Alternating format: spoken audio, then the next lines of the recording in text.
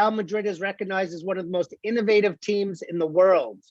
In his current role, he leads the club's digital transformation across the organization, which includes the new stadium development, digital strategy, marketing and insights, as well as business intelligence.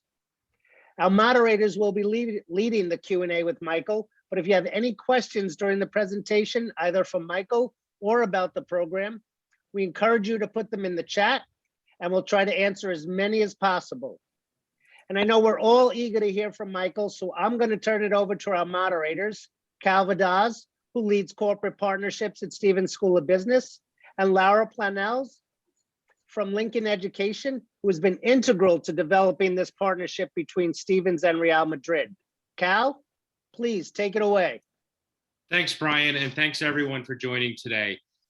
Whenever we talk about this program, we try to present it from the perspective of somebody who's interested in pursuing a career in the sports field.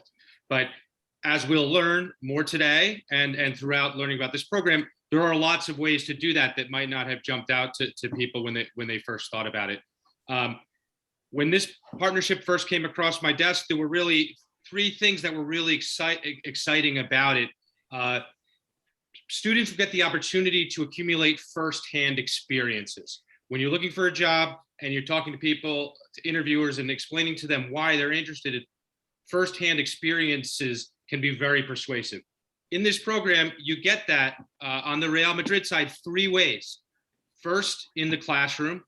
Second, in the master classes, where you'll hear experts speaking about their area, which you'll then be able to refer to.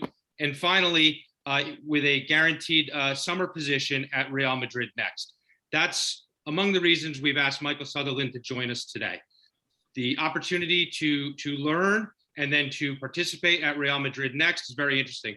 So Michael, my first question to sort of kick this off to you is, how did you come to Real Madrid Next? Can you give us a little bit about your journey there and what's going on there? Why is it so exciting? Great. Well, thank you. First of all, thank you very much for the opportunity to come and speak with you all.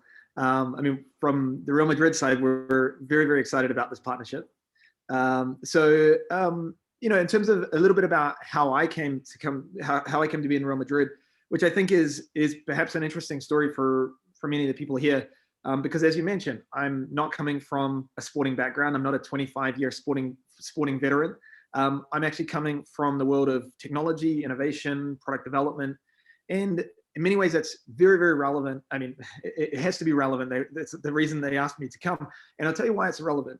So when we talk about digital transformation, I mean, really what we're ultimately talking about is the ability to deliver value to your customers or fans, in our case, in ways that are relevant to the way that they consume your product or service, whatever it is. And in our case, we have actually many products and services. We have the product of football itself, but we also have many, many different products and services that relate to our stadium, that relate to merchandise, retail. And as is the case with any business today, you need to be able to deliver that in the most relevant way that creates the most value. And really, digital transformation is about bringing new technologies, but new business models, and really new approaches to delivering that value. So we have to think very holistically. And in my case, my background is really coming in a heavy part from the world of product development. And this is really where Silicon Valley has taken its roots. You see all these technology companies, and what they're really doing is they're building new products, they're building new services to deliver these new values to people around the world. And that's fundamentally what we're doing now at Real Madrid. We have to think of ourselves in many ways a bit like a tech company from Silicon Valley. We're rethinking the way that we do our ticket distribution. We're rethinking the way that we get products and services, including our merchandise, to the market. And we have to apply new technologies, new business models, all sorts of new approaches that keep it relevant for new fans. I mean, particularly when we look at the difference between, you know, Generation Z, Millennials, Gen X. You know, our fan base covers the full gamut of different demographics and age groups. So we have to think really carefully about how we deliver those products. And in many cases, we have to deliver them in different ways to different parts of our fan base, local, international, different age demographics. So digital transformation in that sense it's very broad. It's not just about technology. In fact, we like to think of it as it's really first and foremost about the customer experience or the fan experience, and then about how to create that in the best way. And in the same way that product management or product development, we take the best from the technology world, we take the best from strategy and business innovation, and we really look for how do we deliver that in ways that create better value, new value for our customers, and in this case now with Real Madrid, our fans. So it's, from my path was really one where the club saw that, in order to maintain that leadership over the next decade and beyond, they saw the need for us to transform the organization, be very agile, be able to deliver these new products and services. And so they were looking, outside the sports sector in that case, to bring some of that different perspective in. And that's kind of what I do in some ways. I bring a different perspective in some cases. And that's a little bit about how I kind of came into the club. That's great, Michael. Thank you. Actually, I was going to ask something like this about the Real Madrid's approach on digital transformation. Recently, Real Madrid Football Club was ranked as the second most innovative sports corporation by Sports Lab. Very probably something you had to be doing regarding this. So I wanted to know, please, if you can tell us, who do you see as your competitors in this area within the sports industry on the digital transformation side? Well, that's a very interesting question in terms of who do we see as our competition on the digital transformation side. I would say that if we look at it from sort of the industry perspective in terms of who are our competitors in the market, then on the pitch, definitely, we have fierce rivals with Barcelona, but off the pitch, it's sometimes a different story. It's actually interesting when you start to get behind the scenes of these clubs. I mean, we definitely have a fierce rivalry that goes back, 100 years. But when you look behind the scenes and we're starting to look at where the market's going, you actually find that there's actually a lot of collaboration that happens in the sporting sector as well. And we're all sort of working together in many ways to sort of better the industry. We're looking to build new experiences. And in some cases, we even have to collaborate with our rivals on the pitch. But in terms of in the market, in terms of like, who are we competing with for really attention is what we look at. It's what we, and really every business nowadays in particular, is looking at competing for time, and we're competing for mind share. So that makes it very interesting for us. It also means that we start to have a bigger competitive set that we're starting to evaluate against. We see ourselves as, of course, first and foremost, we're a football club. We want to win trophies. We want to please our fans. But in order to do that as effectively as Real Madrid has done, we have to think much bigger than just the world of the football match. And so Real Madrid has become, and is really becoming every day, more of a sports and entertainment brand. We're becoming a lifestyle brand, a retail brand. And so in that sense, we start to compete in many, many different sectors. But as is the case in the industry generally, competition and collaboration, and I think there's even a term that someone coined, I'm sure it was something like co-opetition or something, where you're starting to see these interesting collaborations happening between brands. So you're seeing even direct fashion brands that would have considered themselves to be competitors now starting to collaborate on products and creating limited edition products, special edition products that are really having a huge demand. And so even as a football club, we're having to start to think about these new market opportunities and thinking about, the fact that we're now competing in the fashion industry, but we also have to collaborate with those fashion industry leaders. We're competing in the media and entertainment sector against Netflix, against Fortnite, against Twitch, but at the same time, we're collaborating with them because we have our own Twitch channel. It's one of our fastest growing channels that we have. So it's a very interesting dynamic where we're constantly sort of in competition for mindshare, but we're also in a constant mindset of collaboration and really helping to sort of grow the sector for ourselves and the sector in general for football. Thanks, Michael. That's a great segue into our next question. When I looked at the 6 areas that Real Madrid Next is focused on, it struck me that some of these areas were areas that at least historically would be completely outsourced. And as you talk about competition and collaboration at the same time, the line kind of grays as to what is external media and what is internal media, what is external health, what's internal health. How do you look at the decision of what to be in-house, when to kind of tinker or experiment with which things you might consider developing either through Real Madrid Next, through a partnership, or completely in-house? Well, that's another great question. I mean, there's many different ways that we could look at that. So, I mean, there's the very, very traditional sort of way of looking at sort of outsources versus insource, of course, is, which is, how far is it from the core of your business? Now, in our case, that question has taken on new answers in the last 10, 20 years. 20 years ago, I would say we would have said our core business is football. And I think today we would probably say our core business is football. But today, we also have to start thinking about other parts of our commercial business as being core to our business. And the reason for that is, as a global brand and as a brand that needs to be connecting more and more with our fans directly. And some of the reasons for that being, as I'm sure a lot of you are aware, with data protection and with the changes that are coming in terms of the inability to be using third-party cookies and all of these sorts of changes that are happening, brands are now having to connect more directly with their fans, and younger audiences want to connect more directly with their brands. And in order to do that, you need to have a control over your brand experience, and you need to have a control over the channels that you're engaging with your customers and your fans over. So a business like even retail that would have been entirely outsourced, as seen as sort of a set of commercial rights to be sold off, is now being considered very much as an essential and internal core part of the business.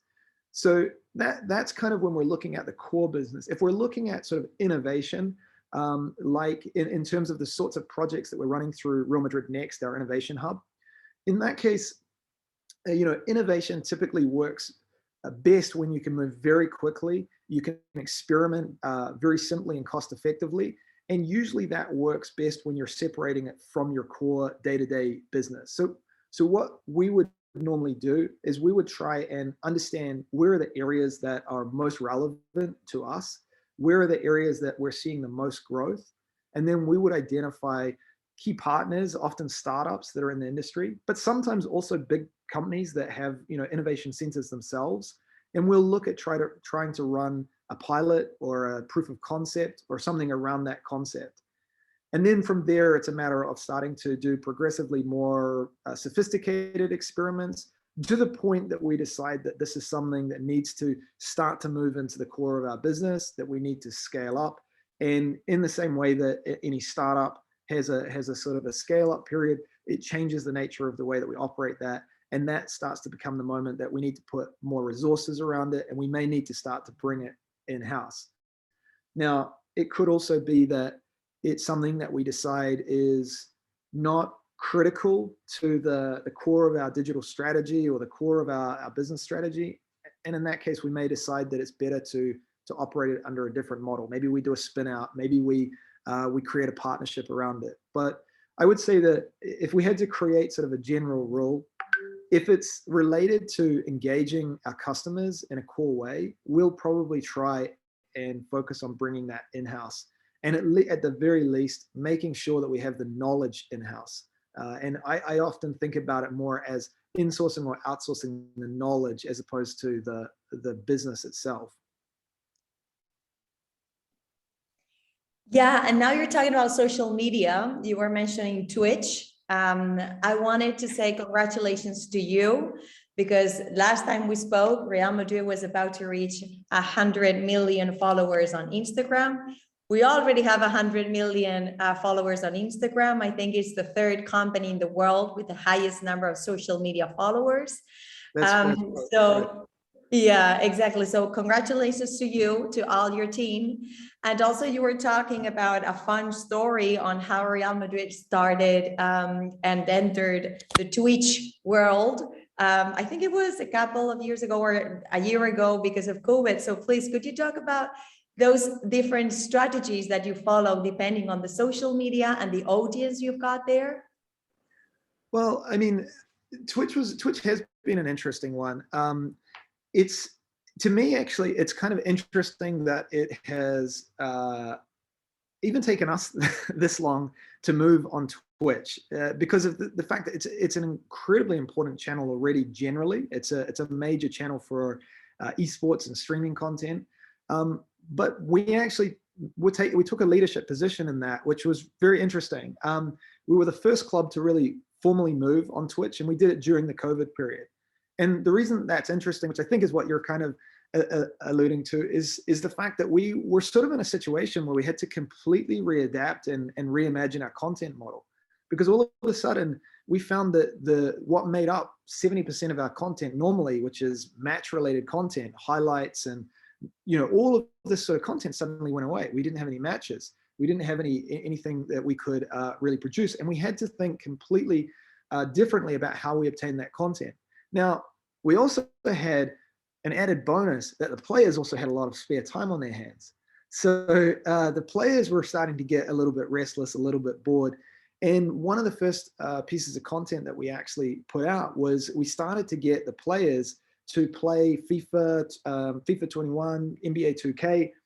And we created a series called RM Playground, which was a great piece of content, a series of content where we started to have our players just in a really informal way, super casual, just chatting, hanging out, not competitive, just basically having a good time playing FIFA or playing NBA 2K. And fans really love that content. It was, what we really have come to see is that, and this supports the idea that Real Madrid really is a lot more than just a football brand. It really is a lifestyle brand, because what fans really engage with is they engage not just in the match, they engage in the whole lifestyle around it. They engage with the sort of the celebrity status of the players, the lifestyle that they lead, the clothes that they wear, the vacations that they take. I mean, there's a whole lifestyle piece around that. And so to be able to just see, the players hanging out in their living room, playing something on their PlayStation or Xbox in the same way that many of our fans would be doing at the same time, it's both very authentic and it's very real. And that sort of content really engaged. And that's kind of what we're finding a lot with Twitch, is it's a very, I don't want to say, I don't think intimate's the right word, but it's a very, maybe I could use that word. It is a very intimate channel in the sense that we can engage very directly with our fans. We've got a live chat going. We've got live hosts. That's very different to the content that we've done historically, where it's been more, a clip from a match. Now we really have like live engagement directly with the fans, and we have more of a dialogue, and that sort of content works really well today. So we're seeing huge growth on our Twitch, and we're investing quite heavily into the development of the content for our Twitch channel now as well.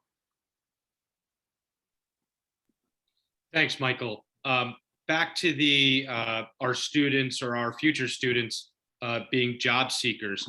What skills, what experiences would you most be prioritizing in taking on, more junior level employees? Where would you recommend? I guess another way to say it is, what advice would you give to folks that are starting a 1 year to 18-month academic experience where they have some flexibility as to how to develop themselves? What are your hiring priorities? How should they think about that? Well, I mean, I would say, our hiring priorities, it depends a little bit on where in the club we're talking about. But in a lot of the roles that I'm hiring or my team is hiring for, we're looking for many of the similar sort of characteristics that many companies would be looking for, even within, say, the technology sector. So we're looking for, we really want to see people that, well, first of all, can work very well as a member of the team, but we're also looking for people that can help us to see how they're going to bring value to that team. So if you have a particular hard skill set, let's say, I would really focus on looking at how do you communicate that in a way that you can communicate the value that that's going to bring to the organization. And it may not be anything that seems immediately relevant to the organization, but I would think about how can you use that skill set that you have, no matter what it is, how can you use that skill set to bring value to the team in the role that you're looking for? And I think that's something that's very valuable to see. It's interesting. I was actually just reading a piece, I can't remember where it was this morning, and it was the things not to include on your resume. Now, I don't want to inadvertently give out any bad advice, but I think some of the things were relevant and worthwhile thinking about. And one of the things that is a common trait is to focus too much on soft skills. Soft skills are incredibly important, and you want to come across very well in your interviews, and you want to be able to demonstrate how you're deploying those soft skills. But it's very important to back them up with good examples of how they're giving impact to the team that you're a part of, or how you're going to use those skills to deliver value. So I would just really focus on how you're going to bring value to the team. Now, if we're talking about specific areas of skill sets that are relevant to us, if we just want to talk about specific skill areas, then areas that we're seeing a huge increase in growth, because it's an important area for us, is definitely around product management, where we're going to be scaling the number of product managers that we bring in. And this is a direct result of digital transformation, because as part of digital transformation, we have to build and deliver more and more digital products and services. So a big part of what we're focusing on is becoming much more agile as a company, being able to deliver and create new products and services, and then deliver them quickly to the market. And that's a combination of re-architecting our whole software practice, bringing on product teams and the concept of product teams, which means product managers. It means UX experts. It means designers. It means project managers or service delivery managers for agile processes. So if you have experience in agile, it's a great skill set to promote. And we're also on the product marketing side. We need people that have great skills in business analytics, in being able to understand and interpret data. And if you have or have developed skills in scripting, if you can work with Python or SQL databases, I mean, these are really good skills to promote, especially if you're going into a non-technical, like sort of a so-called non-technical role. If you're going into a marketing role and you can demonstrate technical skill sets that relate to marketing, that's a very strong set of characteristics to be bringing. So, I mean, kind of right across that digital spectrum in terms of everything from data analytics, data science, business analytics, insights management, product management, all the way through the product development process. All of those are skill sets that we're looking for, and will continue to look more and more for. And then, coupled with business experience or business knowledge, very powerful combination. Yes, I'm very glad you're saying this. Thank you, Michael, because actually the program that we are just starting between Stevens Institute of Technology, a very prestigious university in technology in the United States, very close to New York and New Jersey, and Real Madrid Graduate School is especially that, what you're saying, right? The combination of managing, leading innovation, analytics, big data, Python, artificial intelligence, together with some knowledge in a specific industry like sports industry. So that's the main reason why we wanted to offer a program like this, which I'm convinced that it is unique now in the market, and also including the internships at Real Madrid Next, so they could feel what an experience in the sports industry with a leader like Real Madrid can be, and also with the White Week. As an American working in Europe, in Madrid, for me, the best city in the world, how do you think this dual vision that we're providing through the program, with students doing half of the program in New Jersey with Stevens and half of the program with Real Madrid Graduate School, can help them get more opportunities in the sports industry, either at Real Madrid Next, in either of the positions that you are offering? I saw on your LinkedIn that a month ago you were posting a new job as product manager at Real Madrid Next. I'm following you, and some of the students that are here today that we've met on InfoSessions are also following you. So do you think this dual vision that you have right now is going to help them and add some value on their curriculum? I think no doubt. There's no question in my mind about that. I mean, if you're, let's say, if you're interested in a career in the European sports sector, or if you're not interested in a career in the European sports sector, I think either way, you're going to get a lot of value out of this. Now, on the first case, this is definitely an excellent way to get your foot in the door. So we, as a club, I know that you saw that I was posting a job on my LinkedIn. That was a bit of an experiment, actually, because you probably will have never seen that before. We got absolutely flooded with applications, thousands and thousands of applications. It was a nice little experiment. But typically, a lot of people actually find their way into the club through internships. And it is, I don't want to generalize in a bad way, but I would say maybe it's just the Real Madrid culture, or maybe it's the European culture. It's different than the American culture in the sense that relationships and trust, and I'm not suggesting that relationships and trust are not important in the US work culture, but they are very important in the European culture. And I think having that ability to kind of come in an internship, prove yourself, get that face time with the team is going to be a big step in order to increase your chances either in a role in Real Madrid, and then certainly having the ability to show that experience at Real Madrid is going to be very strong on your resume to take to another sports entity in Europe. If you don't really think that European sort of sports team is where you ultimately want to go, if nothing else, you're going to get a really incredible experience of seeing how European sports works, which is different to the US sports. It's really quite different. And I think it's a worthwhile experience to see the difference. You'll learn, I think, a lot about how European sports works. You'll also have an incredible experience, particularly with the activities that we run on campus, meeting some incredible people, hearing from some really incredible people who have a number of different, a broad array of different experiences. Some like really legends of the sport that will have a very interesting, unique perspective, and also very, very in touch with the legacy and the sort of history and the richness of the club. And then you'll also hear from a lot of sports management professionals who will be able to share different insights from different areas of the sporting area. So I think that in either case, you really are going to see a lot of value from it. And it's also just a great cultural experience. I mean, Madrid is an absolutely unbelievable city. I think it's one of the top 10 cities to live in the world. It's very metropolitan, has an incredible culture, amazing food, amazing people, amazing climate, and also just a great hub within Europe. So it's a great place to be.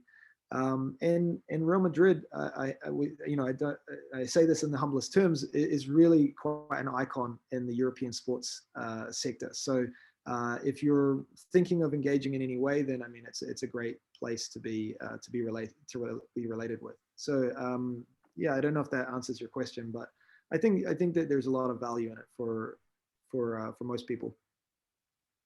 Thanks, Michael. Just to change up the tone of the questions a little bit, our program director, Brian Rothschild, is going to pass along a few of the questions from the audience.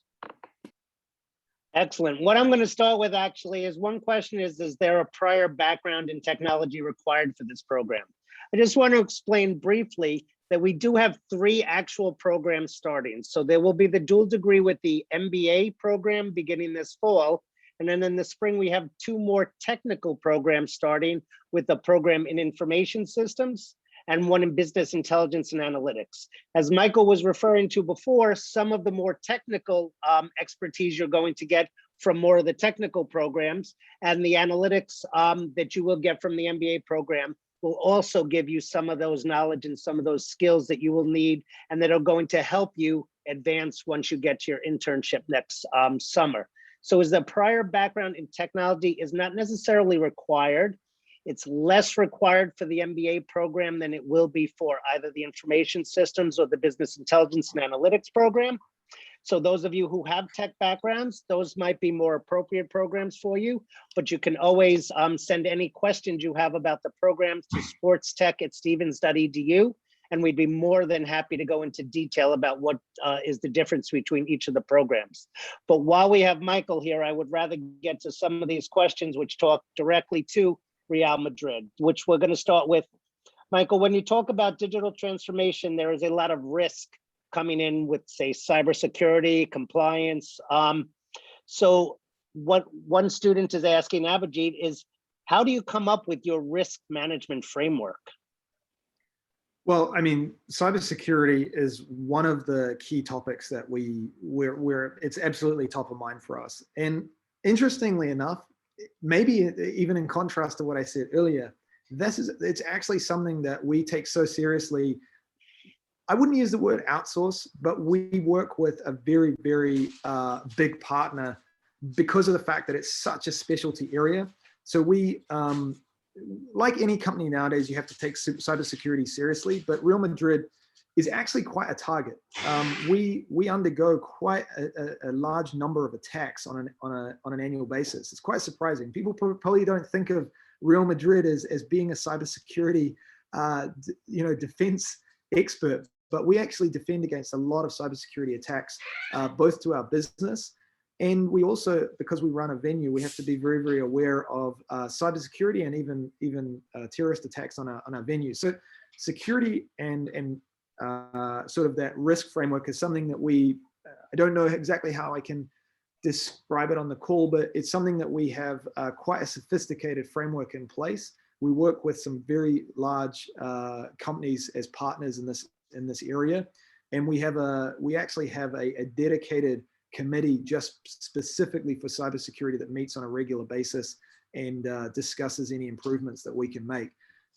So it's one of the things that we take probably more seriously, and we have pretty sophisticated systems using some of the most advanced artificial intelligence platforms that are on the market today to be monitoring all of our networks and making sure that we're absolutely taking the most secure measures that we can, because we have a lot of valuable information, as you can imagine. I mean, player contracts, all these sorts of things have a lot of value in the market. So we take it very, very seriously. That's excellent to hear. And I think you'd be surprised to hear that we at Stevens also have to deal with cybersecurity issues, and that we do have a lot of pertinent information on many individuals as well. So that is something that we do have in common. Before I get to any other questions from the chat, I see that we have a member of our audience who is willing to unmute himself and ask his question himself. So Brian, please feel free. Hi, everyone. Hi, Michael. So I have like two questions. The first part is, in the beginning, you spoke a little bit about having internal control, shifting from outsourcing into trying to go into a little bit more in-house. And so I've done I'm a big pusher of the whole blockchain. I think is going to revolutionize technology and is going to change how businesses conduct their engagement with their customers, and in this case, their fans.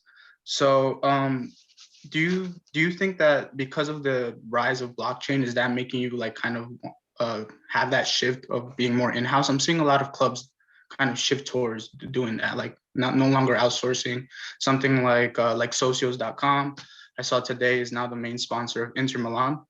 Right. And they have their coin there. So, I know I've seen a lot of football clubs, a lot of sports really shifting towards using blockchain technology and everything that it has to engage with their fans. Yeah, well, I mean, blockchain as a general technology has such a broad array of applications.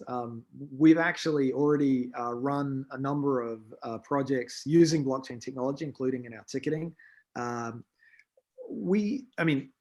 I completely agree with you that blockchain is going to have an incredible impact on industry generally over the coming years. And we've already seen it have an enormous impact in terms of cryptocurrencies and in terms of tokenization.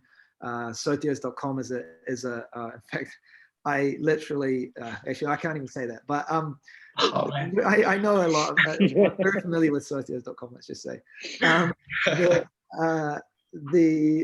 So yeah, we're very, very familiar. This is something it's very, also very close to my heart. It's something that I've been working on for many, many years before the club. I've been following the NFT market since before CryptoKitties, if you're familiar with CryptoKitties.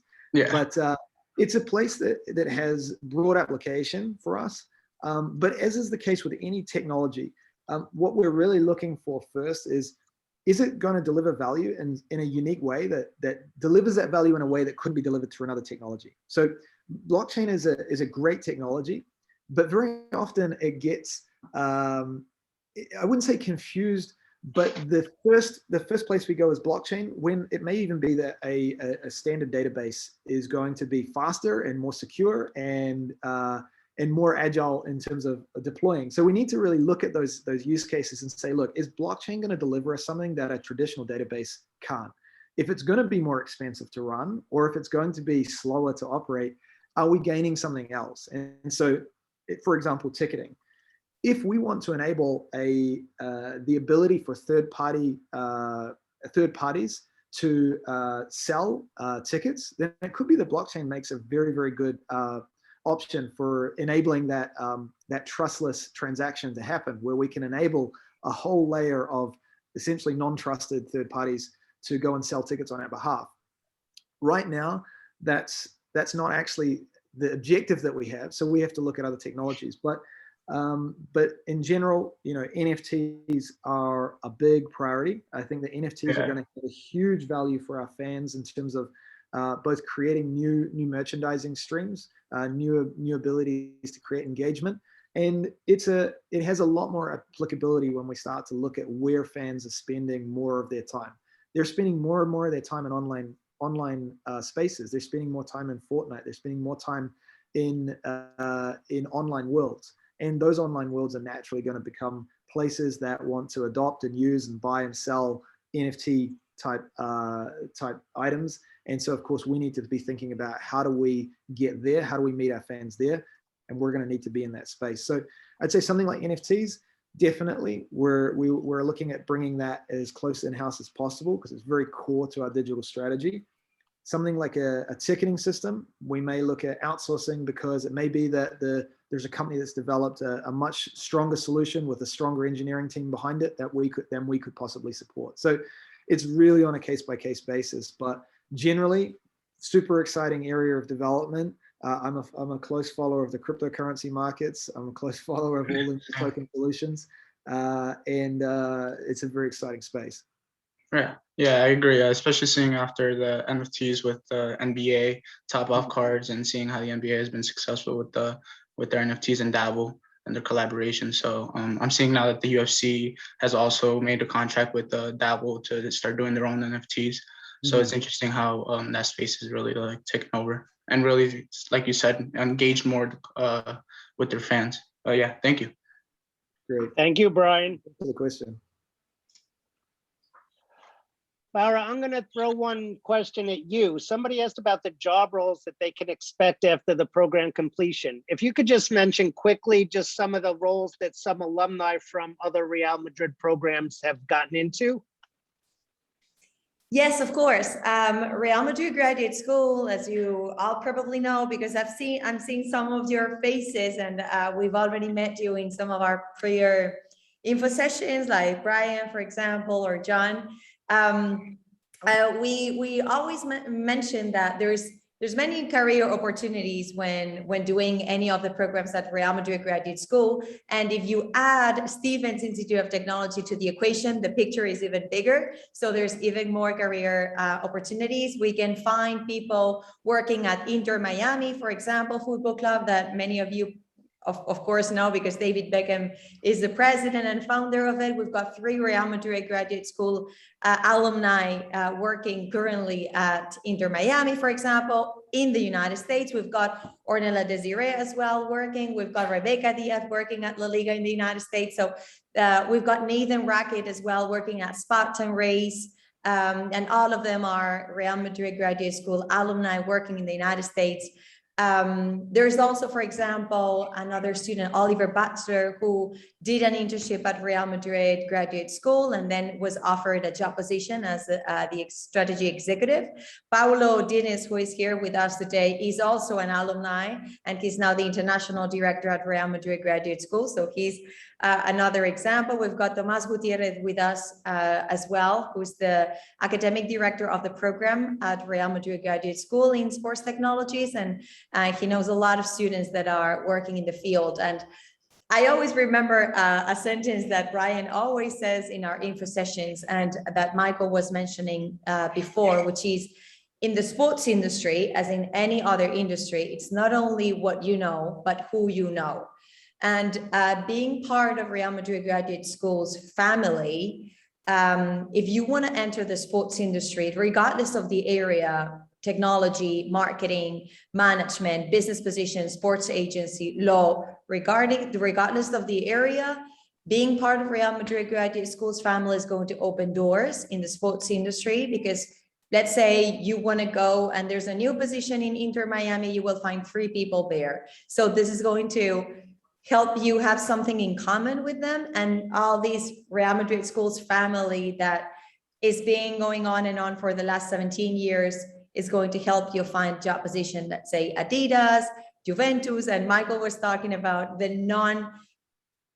competitors in the not only the field but also outside of the field. During the White Week, you will find people from different sports corporation, UEFA, La Liga, NBA, and you will meet a lot of people from different sports club as well, and different sports companies. So yes, there's many career opportunities that you can think of behind the scenes of a football game and soccer game. There's a lot of things going on, from fan engagement to sponsorship, communications, marketing, ticketing, smart venues. Real Madrid Stadium is being built right now, and they're Michael can talk about that. They are creating a big stadium, all adapted to the latest trends in technology. So there's a lot of people working to make this work in different areas. Thank you. Michael, coming back to a question from Garrett. How do analytics help Real Madrid identify the most effective types of content for the new digital platforms? And like Laura said, for fan engagement and storytelling, have you found that those content channels are becoming even more effective than things you've done in the past? Yeah, it's a great question. I mean, I guess the question in a sense answers itself. I mean, we heavily rely on analytics and data to inform our content strategy. And in fact, this was one of the things that led us to the decision to open the Twitch channel. But I mean, in general, we're monitoring all of the performance of the content across all of our different channels. We obviously look at what content works best. We're always focused on engagement. So we're looking at a number of different things. Which content is more viral, because of course viral content will help to grow follower count. We're looking at which content is more engaging, because we want to maintain engagement rates.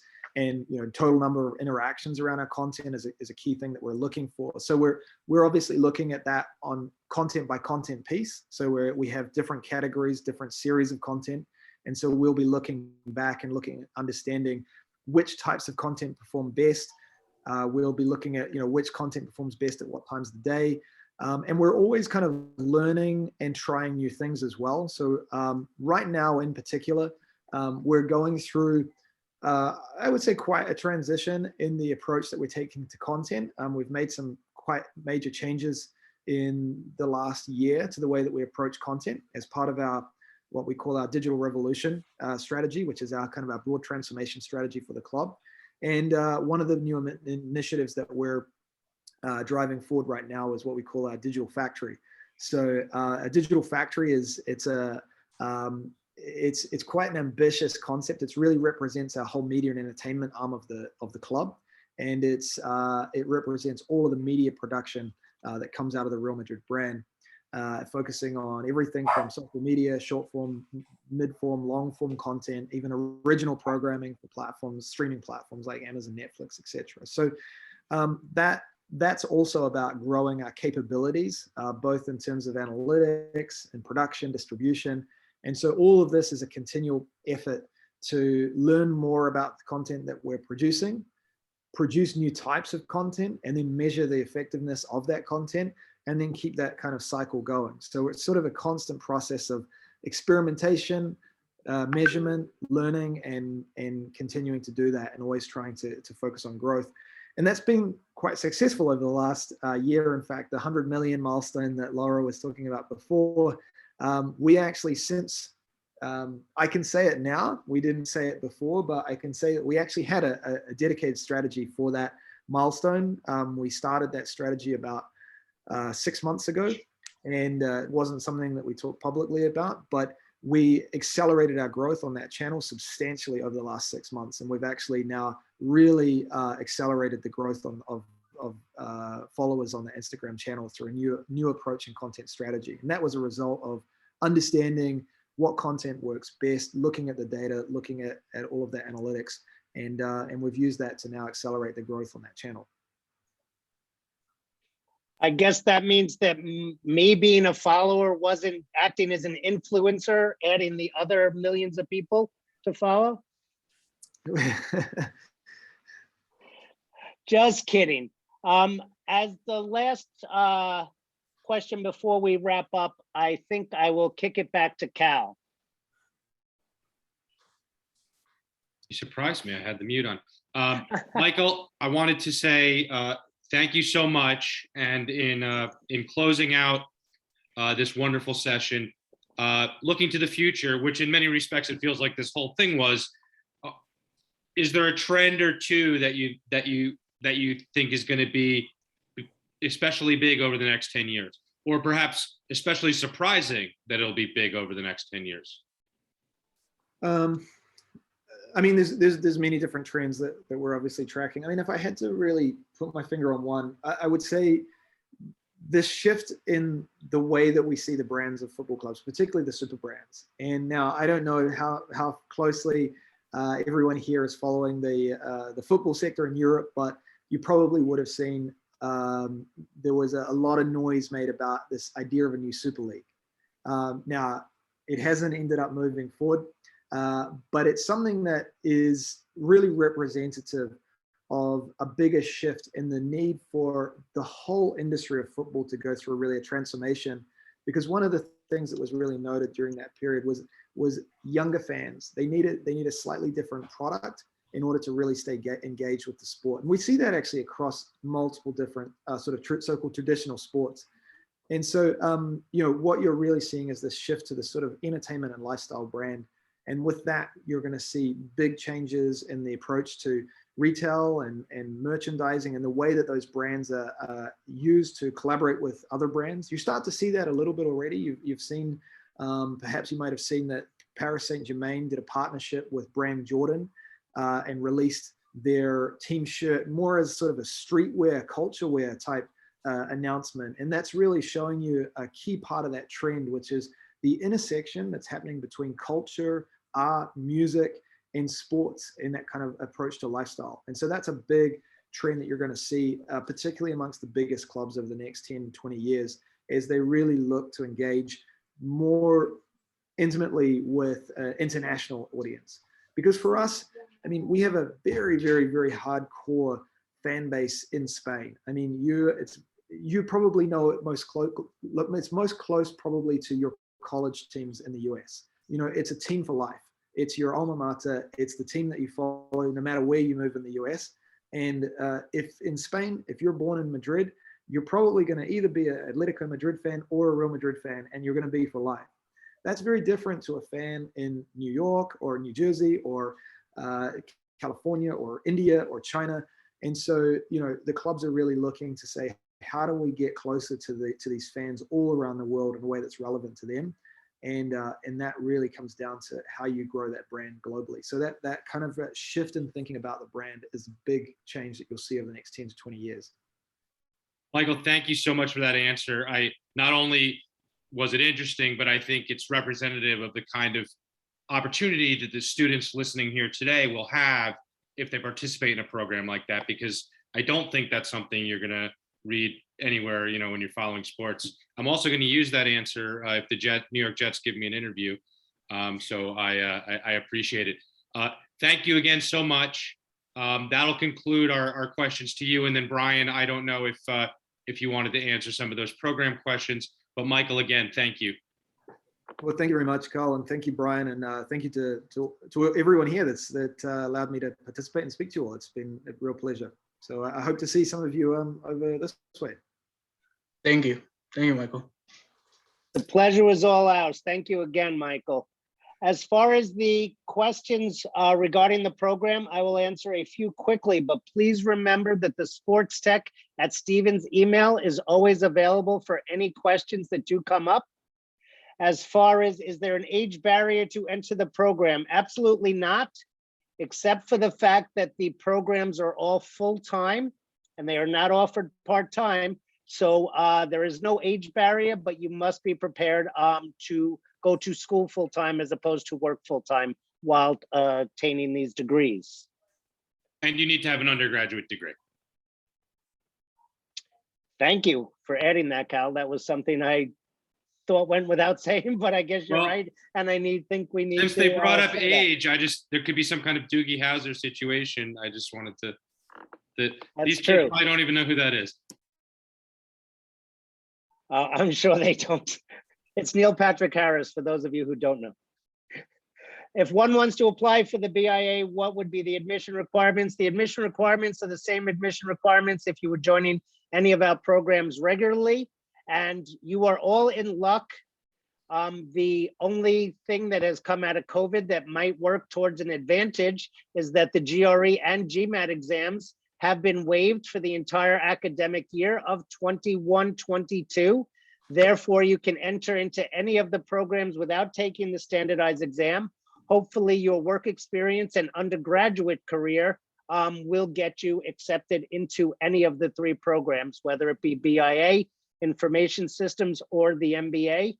And they all are giving dual degrees with the MS in Sports Technology and Digital Transformation from the Real Madrid Graduate School. Cigar, I will let you ask your last question before we conclude. Hi, how are you? Very well, how are you? I'm great. So I had this question that how is the sports industry going to adapt the technology and the blockchain technology in use? Okay, that similar answer was given a little bit previously. Brian had asked a similar question to Michael. But if you would like further description of it, please send the question to sportstech@stevens.edu. It is a very long answer, and it is 2 o'clock, and I do not want to take up more No. time than we've been offered. And That's thank not you, a- Dina, for adding to the chat that the GMAT GRE is test optional, which means that if you wish to submit the results, they will absolutely be considered as part of your application and will be used as part of the holistic review process. Also, There I are think many times that others are more eloquent than myself, and Dina always seems to be. But Laura, please continue. Yeah, no, I was going to say that for those students who haven't come to any of our info sessions, our next info session is next Tuesday at 12 p.m. Eastern Time, 6 p.m. in Spain. So you're more than invited to join.